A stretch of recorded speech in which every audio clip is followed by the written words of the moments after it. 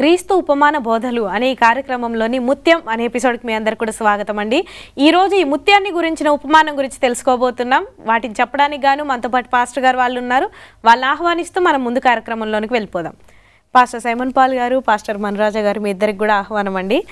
మాకు ఈరోజు ప్రత్యేకంగా ఈ మత్తయి సువార్తలో రాయబడిన ముత్యం అనే ఉపమానం గురించి మీరు చెప్తారని మేము ఆశపడుతున్నామండి.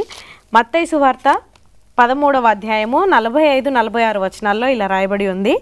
మరియు పరలోక రాజ్యము మంచి ముత్యములను కొన వెతుకుచున్న వర్తకుని పోలి ఉన్నది. అతడు అమూల్యమైన ఒక ముత్యమును కనుగొని పోయి తనకు కలిగినదంతయు అమ్మి దానిని కొనును అని ఇక్కడ రాయబడి ఉందండి. మనం దీని గురించి ఈరోజు చర్చించుకోబోతున్నాం. అసలు ఈ అమూల్యమైన ముత్యం ఎవరంటారు? ఇది చాలా మంచి ఉపమానం అండి. ముందు మనం గమనించినప్పుడు ఒక వ్యక్తి ముత్యాలు కొనడానికి వెతుకుతున్నాడంటే ఆయనకి కొంచెం నాలెడ్జ్ అవసరం. అంటే అవి నిజమైన ముత్యాలా కాదని. ఎందుకంటే నేను ఒకసారి గోవా వెళ్ళినప్పుడు అక్కడ ముత్యాల దండలు అమ్ముతూ ఉన్నారు. ఫస్ట్ 1000 రూపాయలు అన్నారు. తర్వాత నా దగ్గర అంత లేవు అని అంటే 500 అన్నారు వాళ్ళంతటి వాళ్ళే. అయ్యో ముత్యాలు 500కి వస్తున్నాయా? తర్వాత లేదు నేను కొనే ఉద్దేశం లేదనంటే 100 రూపాయలకి ఇస్తా అన్నారు. నాకు షాక్ అయ్యా. అంటే అప్పుడు నాకు అర్థమైంది అవి నిజమైన ముత్యాలు కాదు అని. అంటే మనకి నిజమైన ముత్యం ఏదో విలువైన ముత్యం ఏదో ముందు తెలిసి ఉండాలి. అంటే ఈ వ్యక్తి ముందు వెతుకుతున్న ముత్యాల కోసం వెతుకుతున్న వ్యక్తికి ముత్యాల గురించిన ఇన్ఫర్మేషన్ కొంత నాలెడ్జ్ అయితే ఖచ్చితంగా ఉన్నది కాబట్టే ఉన్న వాటిలలో అమూల్యమైన ముత్యం కోసం తను వెతుకుతూ ఉన్నారు. ఇక్కడ తను ఒక మంచి ముత్యాన్ని కనుగొన్నారట. ఈ మంచి అమూల్యమైన ముత్యం ఎవరు అని అంటే యేసుక్రీస్తు అండి.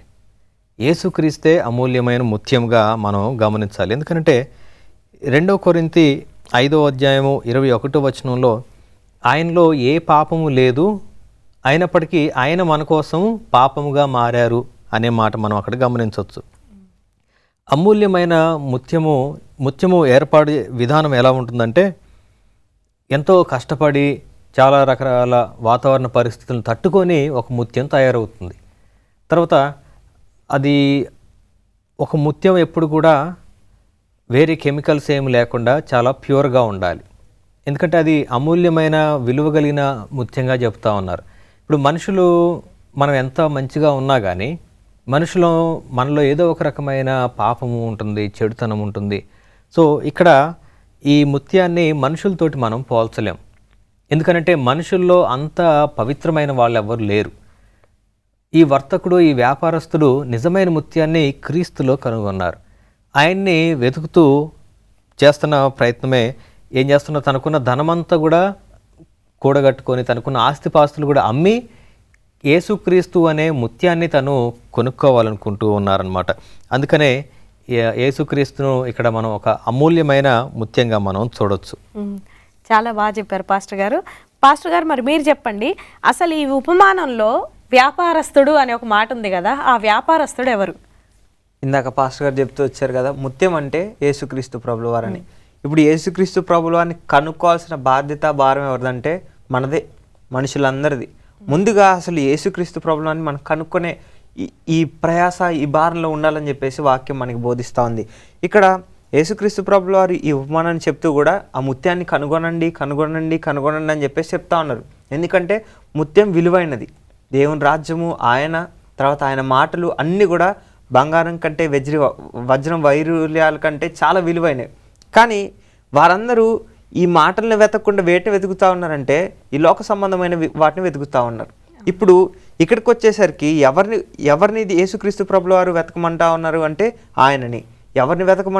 ఎవరు వెతకాలి ఆయన అంటే అందరం, అక్కడ ఉన్న వాళ్ళందరూ, శాస్త్రులైనా, పరిసయ్యులైనా, గ్రీకు దేశస్థులైనా, అక్కడ యోదయాలో ఉన్న వాళ్ళైనా, యెరూషలేంలో ఉన్న వాళ్ళైనా, ఎవరైనా సరే, ఇప్పుడు భారతదేశమైనా, అమెరికా అయినా, ఆస్ట్రేలియా అయినా, ఏ దేశమైనా, ఏ ఖండమైనా ఎవరిని వెతకాలి? ఇప్పుడు అందరం కలిసి యేసుక్రీస్తు ప్రభుల వారినే వెతకాలి. ఇక్కడ మనం ఇర్మియా గ్రంథం 29వ అధ్యాయం 13వ వచనంలో చూసినట్లయితే, మీరు నన్ను పూర్ణ హృదయంతో వెతికిన ఎడల, విచారణ చేసిన ఎడల నన్ను కనుగొందురని చెప్పేసింది. నాకు పాస్టర్ గారు చెప్తూ వచ్చారు, విచారణ, వెతకడం, ముందుగా ఒక అవగాహన అనేది ఉండాలి. దేని గురించి వెతుకుతా ఉన్నాం, ఎవరిని వెతుకుతున్నాం, దేన్ని వెతుకుతున్నాం అని. ఇప్పుడు పాస్టర్ గారు చెప్తే ఏమని వచ్చారు, ముత్యానికి విలువగల ముత్యాలు ఉంటాయి, విలువ లేని ముత్యాలు కూడా ఉంటాయి. విలువ గల ముత్యము ధర ఎక్కువ ఉంటుంది, విలువ లేని ముత్యము 100 రూపాయలకి 50 రూపాయలకి కూడా డమ్మీ దొరుకుతూ ఉంటాయి. ఇక్కడ మనం ఎప్పుడైతే విచారణ చేస్తామో అప్పుడు మనకి ఏది విలువైనది ఏది విలువ లేనిదని తెలుస్తుంది. ఇంకా లోతుగా వెళ్ళి వెతికినట్లయితే అప్పుడు మనకు తెలుస్తుంది ఇది సరైన ముత్యం, ఇది అమూల్యమైనది, ఇది ఎక్కువ వెలగలిగినది, దీనికి నేను ధర పెట్టొచ్చని. ఇప్పుడు క్రీస్తుని కూడా మనం అదే రీతిగా వెతకాలి. వాక్యం ఉంది, ఎవరో చెప్పారు అని విన్నాం అనుకోండి, ఏమైపోద్దంటే వెళ్ళిపోతూ ఉంటాం. వేరే గడిచిన ఉపమానాల్లో కూడా మనం చెప్పుకుంటూ వచ్చాం. ఏమవుతుందంట, ఈ రాతి నేల మీద పడ్డ విత్తనం ఏమవుతుంది, అది పడి వెంటనే వేర్లు ఎండకి ఎండిపోయి అది చచ్చిపోద్ది. అంటే దాని గురించి యేసుక్రీస్తు ప్రభువుల వారు ఎక్స్ప్లెయిన్ చేసుకుంటే ఏం చెప్తారంటే, కష్టాలు ఇబ్బందులు ఇరుకులు వచ్చినప్పుడు వాళ్ళు తొలగిపోతారని చెప్పేసి చెప్తారు. అంటే వింటున్నాం, వెతుకుతున్నాం, జస్ట్ వింటే సరిపోదు, యేసుక్రీస్తు ప్రభువుల వారిని వెతకాలి, విచారణ చేసి కనుగొనాలి మనం. అప్పుడు ఆయన మనకి దొరుకుతారని, మనం ఆయన్ని కనుగొంటామని చెప్పేసి వాక్యంలో రాయబడతా ఉంది. మత్తయి సువార్త 6వ అధ్యాయం 33వ వచనంలో చూసుకున్నట్లయితే, ముందుగా దేవుణ్ణి, ఆయన రాజ్యాన్ని, నీతిని వెతకాలనేది మనకి ఇవ్వబడిన పిలుపు. మనం ఇక్కడ వెతికే వాళ్ళం ఎవరు అంటే మనమే, మన అందరం. ఎవరిని వెతుకుతున్నాం అంటే దేవుణ్ణి, ఆయన రాజ్యాన్ని, ఆయన నీతిని వెతుకుతా ఉన్నాం. వీటన్నిటిలో కూడా మనం ప్రయాస ఖచ్చితంగా పడాలండి. చాలా బాగా చెప్పారండి. పాస్టర్ గారు మీరేమైనా చెప్పాలనుకుంటున్నారా దీని గురించి? అవును, ఖచ్చితంగా అండి. మనము దేవుణ్ణి వెతకకుండా కనుక్కోలేమనేది మొదట గ్రహించాలండి. ఎందుకంటే మనలో ఉన్న ఆసక్తిని బట్టే మనం వెతకడానికి ప్రయత్నం చేస్తాం. నిజమైన దేవుడు ఎవరు అనే సత్యాన్వేషకులు బైబిల్లో మనం గమనించినప్పుడు ఇథియోపియా నుంచి వచ్చిన నపుంసకుడు యెషయా గ్రంథంలో చదువుతూ ఉంటారు. ఎవరు ఈయన అనే ఒక ఆలోచన ఉన్నప్పుడు తను తెలుసుకున్నారు. అదేవిధంగా నికోదేము కూడా నిజమైన దేవుని కోసం, నిజమైన రక్షణ మార్గం కోసం వస్తాను. కొర్నేలి ఫ్యామిలీ కూడా నిజమైన ధనం ఏది, నిజమైన దేవుడు ఎవరు, రక్షకుడు ఎవరు అని వెతకడానికి ప్రయత్నం చేస్తూనే వీళ్ళు యేసుక్రీస్తు దగ్గరికి రావడం జరిగింది. యేసుక్రీస్తు రక్షణ మార్గం వైపు చూడడం జరిగింది.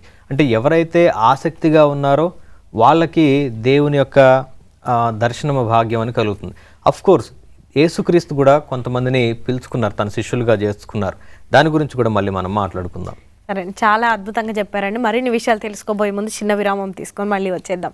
చూస్తూనే ఉన్నారు కదండి, మరిన్ని విషయాలు మనం తెలుసుకోబోయే ముందు చిన్న విరామం తీసుకొని మళ్ళీ వచ్చేద్దాం.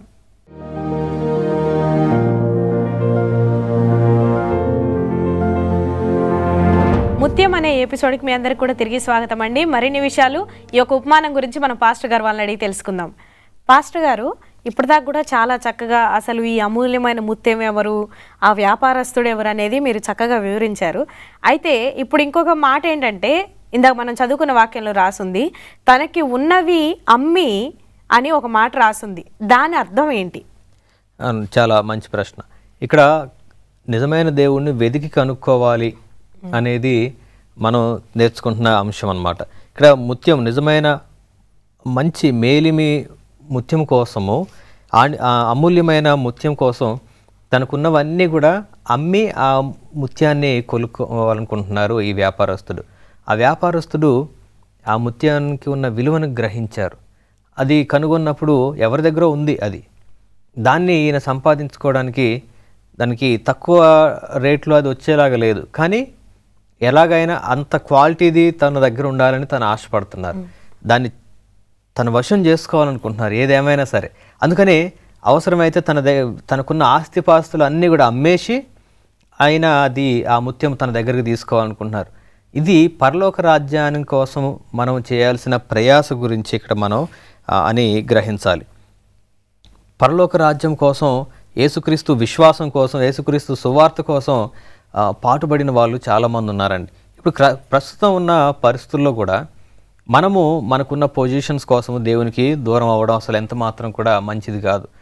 దేవుడి కోసం అవసరమైతే మన పొజిషన్స్ని, మనకున్న ఆస్తిపాస్తులను కూడా మనం తెగ నమ్ముకొని కూడా దేవుని రాజ్యాన్ని మనం చేరుకోవాలన్న ఆసక్తి మనలో రావాలన్నది అసలు ఈ ప్యారబుల్ యొక్క ముఖ్య ఉద్దేశం. ఇక్కడ లూకా సువార్త 9వ అధ్యాయం 23వ వచనంలో మనం గమనించినప్పుడు, ఎవరైతే యేసుక్రీస్తును ఫాలో అవ్వాలనుకుంటున్నారో ముందు వాళ్ళకున్నవన్నిటిని కూడా, వాళ్ళకున్న ఆస్తిపాస్తులు కానీ బంధాలు కానీ వీటన్నిటిని కూడా పరిత్యజించి ఆయన యేసుక్రీస్తును వెంబడించాలి, ఎవరి సిలువను వాళ్ళు మోస్తూ ఆయన వెంబడించాలనే మాటలు మనం ఇక్కడ గమనించవచ్చు. అదేవిధంగా మత్తయి సువార్త 8వ అధ్యాయము 36వ వచనంలోనైతే ఇంకా చక్కగా చెప్తారు. ఏంటనంటే ఒకడు ఈ భూమి మీద ధనమంతా కూడా సంపాదించుకొని నిత్యరాజ్యాన్ని తను కోల్పోతే దానివల్ల అతనికి ఏం ప్రయోజనం అని చెప్పని ప్రశ్నిస్తూ ఉన్నారు. నిజంగా ఇది చాలా వాస్తవం.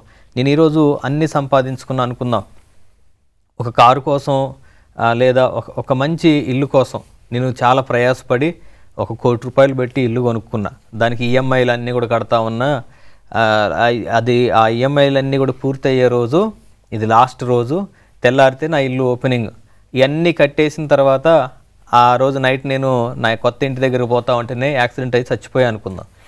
దానివల్ల ఏం ఉపయోగం అండి? నేను ఇన్ని సంవత్సరాలు తినకుండా దాచిపెట్టిన దానివల్ల నాకేమైనా ఉపయోగపడిందా అంటే లేదు, ఖచ్చితంగా లేదు. భూమి మీద మనం ఏది సంపాదించుకున్నా అంతే, ఇంకా దానికి ఒక గ్యారంటీ అనేది లేదు. కానీ పరలోకపు ఆస్తి కోసం మనం ప్రయాసపడాలి, దేవుని యొక్క వాక్యము నిమిత్తమై మనం ప్రయాసపడాలి, దేవుని యొక్క రాజ్యం నిమిత్తం మనం ప్రయాసపడాలని ఉంది. ఈ భూమి మీద ఉన్న వాటినన్నిటి కూడా పరిత్యజించి మరి మనం యేసుక్రీస్తు కోసం మనం ప్రయత్నం చేయాలనేది దేవుని వాక్యమై ఉన్నది. ఇక్కడ మనం చూసినప్పుడు ఈజీ వైట్ గారి కొటేషన్ ఒకటి చదువుతున్నాను. మంచి ముత్యాలు వెదుగుతున్న వర్తకుడి ఉపమానం 2 రెట్లు ప్రాధాన్యం గలది.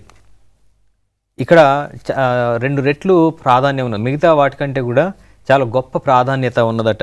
ఎందుకనంటే క్రీస్తు తమలో నివసించేందుకు గాను తమ స్వార్థం విషయంలో మరణించారు, అందుచేత వారు ఆ అమూల్య ముత్యాన్ని కనుగొనలేకపోయారని కొంతమంది గురించి చెప్తా ఉన్నారు. యేసుక్రీస్తు తమతో ఉండాలి, నివసించాలనే ఆ స్వార్థాన్ని వాళ్ళు చంపలేకపోవడం వల్ల క్రీస్తుని కనుక్కోలేకపోతా ఉన్నారట ఈ ప్రస్తుత సమాజంలో ఉన్నవారు. కానీ ఎవరైతే ఈ దురాశను లౌకిక ఆకర్షణలు జయిస్తారో వాళ్ళు క్రీస్తును కనుగొంటారన్నది. నిజంగా ఈ ముత్యానికి ఉన్న విలువ ఆయన కనుగొన్నప్పుడు అదే తన జీవితం అనుకున్నారు, అదే తన జీవిత లక్ష్యం అనుకున్నారు. దేవుని రాజ్యంలో ప్రవేశించడమే నా జీవిత లక్ష్యం అని ఎంతమంది అనుకుంటున్నాం? ఇది ఎవరికి వాళ్ళు మనం ప్రశ్నించుకోవాలి. అందుకనే ఇక్కడ తమకున్నవన్నీ కూడా అమ్మి వాళ్ళు దేవుని రాజ్యం కోసం ఎదురు చూస్తున్నారు అని ఇక్కడ రాయబడి ఉందండి. చాలా బాగా చెప్పారు పాస్టర్ గారు. మరి పాస్టర్ గారు మీరు చెప్పండి, అసలు యేసుక్రీస్తుని ముత్యంతో ఎందుకు పోల్చారు? మంచి ప్రశ్న అండి. ఎందుకంటే ఇందులో ఉండే గూఢార్థాలను మనం అర్థం చేసుకోవాలి.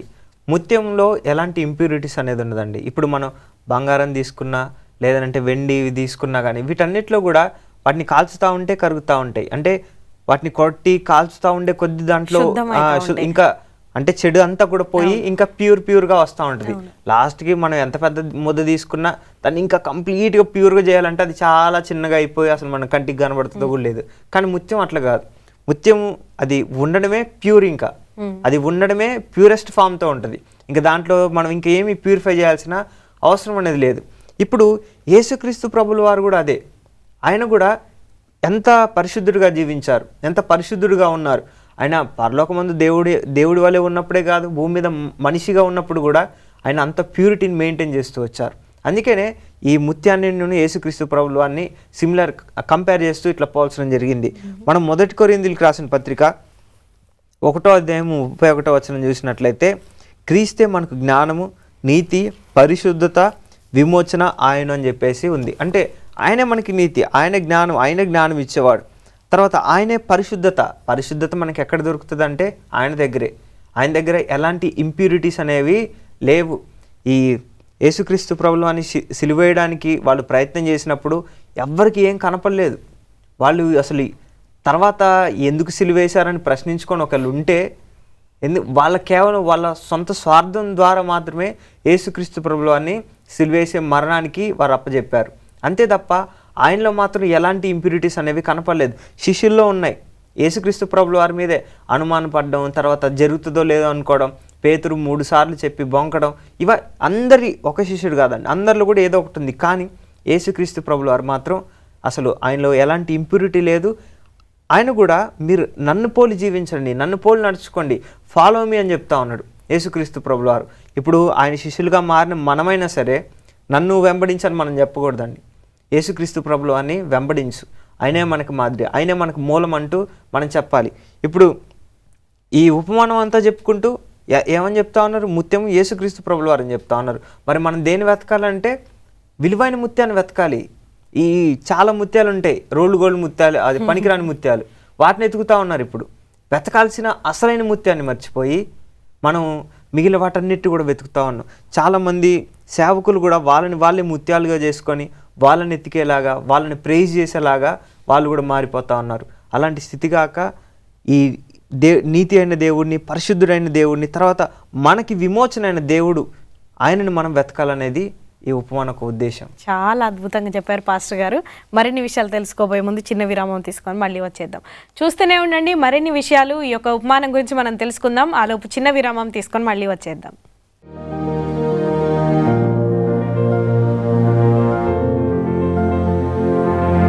ముత్యం అనే ఈ ఎపిసోడ్కి మీ అందరికీ కూడా తిరిగి స్వాగతం అండి. మరిన్ని విషయాలు మనం దీని గురించి తెలుసుకుందాం రండి. పాస్టర్ గారు, మరి ఇప్పటి వరకు కూడా ఈ ముత్యం అనే ఉపమానం గురించి చాలా విషయాలు మనం తెలుసుకున్నాం. అయితే ఇప్పుడు ప్రత్యేకంగా ఈ ఉపమానం ద్వారా యేసుక్రీస్తు త్యాగాన్ని మనం గుర్తించవచ్చా? అవునండి, ఖచ్చితంగా. యేసుక్రీస్తు మన కోసం త్యాగం చేయకుండా ఈ భూమి మీదకి రాలేదు. మొదటిది, యేసుక్రీస్తు మొదట మనం గమనించినప్పుడు ఆయన పరలోకంలో ఒక మహారాజుగా ఉన్నారు, అధికారిగా ఉన్నారు, అందరి మీద ఆయన ఒక గొప్ప వ్యక్తిగా ఉన్నారు. అందరిని సృష్టించిన సృష్టికర్తగా తను కొలవబడుతూ ఉన్నప్పుడు వాటన్నిటిని కూడా విడిచిపెట్టి ఆయన భూమి మీదకి వస్తున్నప్పుడు ఆయనకు తెలుసు, భూమి మీదకి వెళ్ళిన తర్వాత తను ఎవరు కూడా లెక్క చేయరని, తనకి భూమి మీద అన్ని రకాల ఫెసిలిటీస్ పరలోకంలో లాగా ఉండవని తనకు తెలుసు. తను తీసుకున్న నిర్ణయంలో ఎన్నో కఠినమైన నిర్ణయం, అది చాలా కఠినమైన నిర్ణయం, అది తను చాలా త్యాగాలు చేయాల్సిన అవసరం ఉన్నదని తనకు తెలుసు. ఎందుకంటే నేను దేవుణ్ణి కాబట్టి మీరు నా మాట వినండి అని డైరెక్ట్గా చెప్పడానికి కూడా అవకాశం లేదు. తను కేవలం మనిషిగా వస్తున్నప్పుడు తను జన్మించడానికి ఒక స్థలం కూడా లేని పరిస్థితిలో తను వచ్చారు. అందుకనే మనకేం చెప్తారు, నక్కలకు కూడా బొరేలు ఉన్నాయి కానీ మనిషి కుమారుడు తలదాచుకోవడానికి స్థలం కూడా లేదు అని చెప్తాను. అంటే తనకంటూ ఏమీ లేకుండా ఉన్న పరిస్థితుల్లో యేసుక్రీస్తు ఈ భూమి మీదకి రావడం జరుగుతుంది. అలా అని మరి తనకు ఏమి లేదు కదా అని తనకేమైనా చెడు అలవాట్లు అయ్యాయా అంటే లేదు. తను ఉన్న స్థితిలో కూడా చాలా ప్యూర్గా ఉంటూ, చాలా పవిత్రంగా ఉంటూ తన క్యారెక్టర్ని కాపాడుకుంటూ తను ఒక నిదర్శనంగా మనకి కనపడుతున్నారు. ఇక్కడ ముత్యము గురించి మనం గమనించినప్పుడు ఒక మంచి ఫైన్ క్వాలిటీ ముత్యం తయారవ్వాలంటే చాలా సంవత్సరాలు పడుతుంది. అది 1-2 రోజుల్లో తయారైపోయేది కాదు. తర్వాత ఒక మంచి క్వాలిటీ ముత్యం తయారవుతూ ఉన్నప్పుడు ఆ చుట్టుపక్కల వస్తున్న ఈ కలుషితమైన నీళ్లు, ముత్యాలు ఎక్కడ పెరుగుతాయి? నీళ్ళలోనే కదా, ఆల్చిప్పలలో వస్తాయి. సో ఈ వీటిలలో వస్తున్న ఈ చెడు నీళ్లు వీటన్నిటిని కూడా తట్టుకొని నిలబడ్డప్పుడే మంచి క్వాలిటీ ముత్యంగా అది మారగలుగుతుంది. సో అక్కడ నీళ్లు సరి అయిన పరిస్థితుల్లో లేకపోయినా ఉన్నా అది అక్కడ బ్రతుకుతున్నప్పుడే, అది ఎంతవరకు తట్టుకొని తన శక్తికి మించి పరిస్థితులను తట్టుకున్నప్పుడే అది కొన్ని సంవత్సరాలు గడిచిన తర్వాత ఒక మంచి క్వాలిటీ ముత్యంగా తయారవుతుంది. అందుకనే యేసుక్రీస్తును ఒక ఫైన్ క్వాలిటీ ముత్యంతో కంపేర్ చేసి చెప్పడం జరుగుతూ ఉన్నది. ఇక్కడ యోహాను సువార్త 10వ అధ్యాయము 11వ వచనం మనం గమనించినప్పుడు మంచి కాపరి తన గొర్రెల కోసం తన ప్రాణాన్ని పెట్టడానికి కూడా సిద్ధంగా ఉంటారు అని చెప్తున్నారు. యేసుక్రీస్తులో నిజంగా చాలా గొప్ప త్యాగశీలి, త్యాగమూర్తి తనలో ఉన్నారు. త్యాగానికి నిలువెత్తు నిదర్శనం ఎవరు అని అంటే యేసుక్రీస్తు మాత్రమే. ఎందుకనంటే యేసుక్రీస్తు ఈ పరిస్థితులన్నీ తెలిసి కూడా ఈ మనుషులకి ఎవరైతే తనను సిలువ వేయడానికి ప్రోత్సహిస్తారో వాళ్ళకే స్వస్థతలు చేశారు. ఎవరైతే తనను సిలువ వేయండి అని కేకలు పెట్టారో వాళ్ళకే ఆయన భోజనం పెట్టాల్సి వచ్చింది. ఆయనకు తెలుసు వీళ్ళందరూ ఒక రోజుకు ఆయనకు వ్యతిరేకులుగా మారతారని. అయినప్పటికీ కూడా ఆయన వాళ్ళకి భోజనం పెట్టారు, వాళ్ళకి స్వస్థతనిచ్చారు, వాళ్ళ కోసం ప్రార్థన చేశారు, వాళ్ళని క్షమించారు. ఇది యేసుక్రీస్తు విధానం. ఇంకా మనం గమనించినప్పుడు యెషయా గ్రంథము 53వ అధ్యాయము 3-4 వచనాలు చూసినప్పుడు ఆయన మనం చేసిన పాపాలకు సంబంధించిన గాయం ఆయన పొందుకున్నారని, మనకు రావాల్సిన శిక్ష ఆయన పొందుకున్నారనే విషయాలు అక్కడ రాయబడి ఉన్నాయి. ఇక్కడ ఆయన పరిశుద్ధుడిగా ఒక మంచి ముత్యంతో పోల్చదగడానికి సరైన పర్సన్ ఎవరు అంటే యేసుక్రీస్తు మాత్రమే. మనుషులు ఎవ్వరం కూడా ఒక మంచి ఫైన్ క్వాలిటీ ముత్యంతో పోల్చడానికి మనం ఎవరం కూడా సరిపోమండి. యేసుక్రీస్తు మాత్రమే దానికి యోగ్యుడు అని నేను నమ్ముతున్నా. చాలా చాలా బాగా వివరించారు పాస్టర్ గారు. మరి మీరు ఇప్పుడు చెప్పండి, ఆ అమూల్యమైన ముత్యాన్ని అందరూ కనుగొనగలరా? ఇక్కడ మన యేసుక్రీస్తు ప్రభువారు ఈ ఉపమానం చెప్పిన ఆ సందర్భంలో, ఆ సమయంలో చూసుకున్నట్లయితే చాలామంది కనుగొనలేదండి. అతి తక్కువ మంది యేసుక్రీస్తు ప్రభుల వారు ఆయన దేవుడని కనుగొన్నారు. ఎవరంటే స్వస్థతలు చేసిన వారు కూడా, అంటే స్వస్థత పొందుకున్న వారు కూడా ఆయన ఒక ప్రవక్తనో లేదంటే ఆయన శక్తిమంతుడు అని నమ్మారు, కానీ ఆయన దేవుని కుమారుడు అని చాలామంది నమ్మలేకపోయారు. తర్వాత వారి సొంత వారే, మనకి యోహాను సువార్త 1:11 చూసినట్లయితే ఆయన తన సొంత వారి దగ్గరికి వచ్చింది కానీ వారు ఆయన అంగీకరించలేదని చెప్పేసి వాక్యంలో ఉంటుంది. అంటే సొంత వారి దగ్గరికి వెళ్ళి, వాళ్ళ ఓన్ ప్రజల దగ్గరికి వెళ్ళి ఆయన మనిషి కుమారుడని ఆయన కనపరుచుకున్నా కానీ వాళ్ళు నమ్మలేకపోయారు. ఇప్పుడున్న పరిస్థితుల్లో కూడా మనం వెళ్ళి సువార్త చేయాలి. యేసుక్రీస్తు ప్రభుల వారి ఆత్మ నడిపింపు ద్వారా మనం వెళ్ళి సువార్త చేయాలి. చాలామంది అంగీకరించకపోవచ్చు, ఎందుకంటే ఆ గ్రహింపు అందరికీ ఉండదు. కానీ యేసుక్రీస్తు ప్రభుల వారు మరణించి తిరిగి లేచిన తర్వాత ఇది ఒక ప్రోగ్రెస్ అనేది స్టార్ట్ అయింది. అంటే మెల్లమెల్లగా హింసించబడుతున్న కొద్దీ ఎక్కువ ఆత్మలు రక్షించబడతా ఉన్నాయి, నల్లగొట్టబడుతున్న కొద్దీ ఎక్కువ ఆత్మలు రక్షించబడతా ఉన్నాయి. ఇట్లా పర్సిక్యూషన్ పెరుగుతున్న కొద్దీ ఈ క్రీస్తుని గురించిన సువార్త అనేది ఆగలేదు, ఇంకా ఎక్కువగా విజృంభించడం మొదలైంది. ఇప్పుడున్న పరిస్థితుల్లో కూడా వాక్య ప్రకారంగా మనం చివరి దినాల్లో ఉన్నాం. ఇప్పుడు కూడా అనేక మంది తెలుసుకుంటారు, అనేక మంది తెలుసుకున్న వారే దేవునిలోంచి వెళ్ళిపోతారు. ఎందుకంటే వాళ్ళు రాతి నేల మీద పడ్డ విత్తనాలు వంటి వారు. కానీ కొంతమంది ఈ సమయంలో అతి చివరి కాలంలో మంచి నెలలో పడిన వారుగా పడి వారు మంచి విశ్వాసంతో ఎదుగుతారని చెప్పేసి వాక్యంలో రాయబడతా ఉంది. మనందరికీ అవకాశం ఉంది, మార్చబడాలా లేదంటే పాపంలోనే ఉండిపోవాలా, ఈ విలువైన ముత్యాన్ని కనుగొనాలా లేదంటే ఏదో ఒక ముత్యంతో సరిపెట్టుకోవాలా, అంటే యేసుక్రీస్తుని కనుగొని జీవించాలా లేదంటే నాకు నచ్చిన జీవితాన్ని నేను జీవించాలా. యవనస్తులు, తర్వాత పెద్దవాళ్ళు, చిన్నవాళ్ళు ఎవరైనా సరే మొదటి నుంచే వాళ్ళలో మంచి బీజం అనేది ఉండాలి. అంటే మంచి విత్తనం అనేది ఉన్నట్లయితే, చిన్ననాటి నుంచే వాక్యం అనే విత్తనం అయితే మనలో ఉన్నట్లయితే ఆ వాక్యానుసారంగా మనం ఎదుగుతాం. ఇప్పుడు కొత్త వాళ్ళకి సువార్త చేయాలన్నా అది చిన్నపిల్లగాడైనా చేయొచ్చు. యేసుక్రీస్తు ప్రభులు ఆ దేవుడు ఒక గాడిద ద్వారా సువార్త చేసినప్పుడు చిన్నపిల్లగాడితో చేయలేడా, లేదంటే ఇంకా దేనితోనూ చేయలేరా? దేవుడు ఎవరినైనా వాడుకొని దేని ద్వారానైనా సువార్తను ప్రకటించగలరు. కాబట్టి ఆ ముత్యాన్ని కనుగొనే దృష్టి, ఆలోచన మనకు ఉండాలి. సొంత వారు గ్రహించలేదు, అలాని బయట వారు గ్రహించారంటే గ్రహించారు. సొంత వాళ్ళు అంగీకరించలేకపోతే ఇక్కడ ఉండకూడదు, బయటికి వెళ్ళి అవసరం అయితే సువార్త చేసే పరిస్థితుల్లో మనం ఉండి సువార్తని ముందుకు తీసుకెళ్ళాలి. చాలా చాలా అద్భుతంగా చెప్పారు పాస్టర్ గారు. ఈ విషయాలన్నీ కూడా మాకు తెలియజేసినందుకు మీ ఇద్దరికి కూడా ప్రత్యేకమైన వందనాలండి. చూస్తున్నారు కదండి, ఈ ఉపమానాల గురించి మనం ఎంతో చక్కగా వివరిస్తూ నేర్చుకుంటూ ఉన్నాం. అయితే ప్రత్యేకంగా ఈరోజు అమూల్యమైన ముత్యం గురించి మనం నేర్చుకున్నాం. యేసుక్రీస్తే ఒక అమూల్యమైన ముత్యంగా మనకి దొరికారండి. కాబట్టి మనం విడిచిపెట్టద్దు. ఎందుకంటే మనం బయట చూస్తూ ఉంటాం, చాలామంది ముత్యాలు అని చెప్పి అమ్ముతుంటారు, కానీ అమూల్యమైనవి మనకు దొరకవు. కానీ యేసుక్రీస్తు మాత్రాన్ని ఖచ్చితమైన నిజమైన అమూల్యమైన ముత్యంగా మనకి దొరికారు. కాబట్టి ఆ ముత్యాన్ని ఎప్పుడూ మనం వెతికి పట్టుకున్నందుకు ఎప్పటికీ విడిచిపెట్టకుండా అలాగే మన జీవితంలో ఉంచుకుందాం. అప్పుడు దేవుని రాజ్యానికి మనం అందరం కూడా వారసులం అవుతాము. మళ్ళీ ఇంకొన్ని విషయాలు మీరు తెలుసుకోవాలనుకుంటే తర్వాత ఎపిసోడ్ వరకు వెయిట్ చేయండి. తర్వాత ఎపిసోడ్లో కలుసుకుందాం.